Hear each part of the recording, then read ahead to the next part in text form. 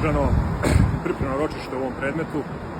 Beogradski viši sud je postupio po odredbama Ženevske konvencije koja propisuje da su sve države potpisnice te konvencije dužne da sude izvršiocima teških krivičnih dela protiv međunarodnog humanitarnog prava bez obzira ko su izvršioci, čijeg su državljanstva i gde je krivično delo izvršeno. Za razliku od nekih država, ovdje u konkretnom slučaju Hrvatske, koja vršenje te međunarodne svoje obaveze opstruira i postupke u drugim državama. Šta to tačno sada u praksi znači? Da li možete vi da dozvolite da ja završim, pa Dobro. vas molim. Dakle, danas je održano pripremno ročište i zakazan je nastavak glavnog pretresa.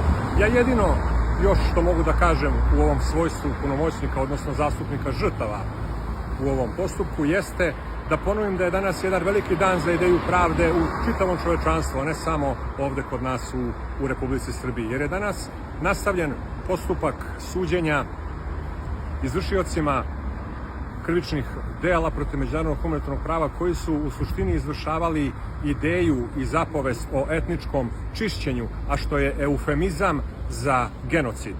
Takođe da je danas veliki dan i za Republiku Srbiju, za sve njene građane, jer je konačno posle dugo godina jedne samodestrukcije Republika Srbija pokazala da ima svoje tužilaštvo i da ima svoj sud. I da u tim državnim organima postoje ljudi koji nose profesionalni i moralni integritet i koji imaju moralnih zakona u sebi i koji su se odvažili da postupaju po zakonu i da sude bez obzira na strahovite pritiske jedne članice Evropske unije, u ovom slučaju Hrvatske. I na kraju, da je ovo veliki dan i za žrtve, jer je počela satisfakcija za zločine, odnosno za žrtve koje su pretrpeli i patnje, a bez koje satisfakcije nema mira među ljudima, pa time i među narodima.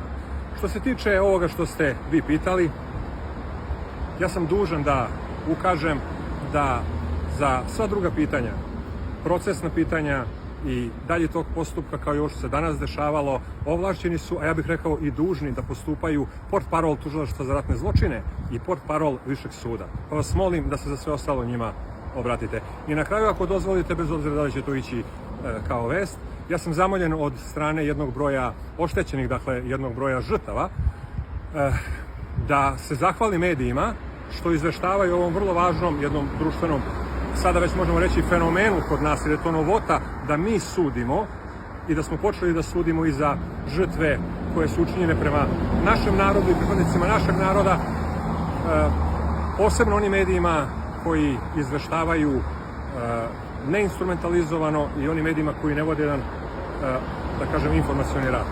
U tom smislu molim vas da i lično primite zahvalnost tih žrtava.